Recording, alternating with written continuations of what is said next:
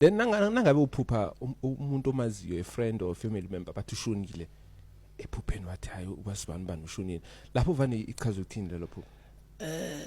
Leyo muntu usuku umlula, uyabona uma umpupha ashonile usuka ngeke azafe anytime sooner.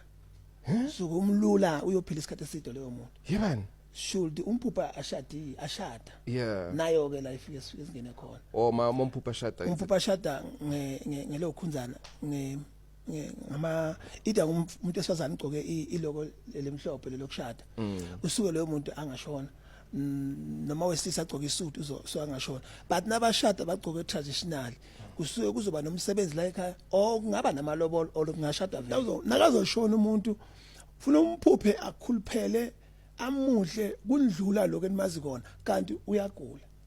But let's say uyagula umpupho onde kakhulu ngazi ukuthi angashona anytime utazibani angibona uzosurvive ngimphuphe angathi so lingana nombhede sokuphele kakhulu ngaye uyaphila ke loyo muntu. Oh yeah.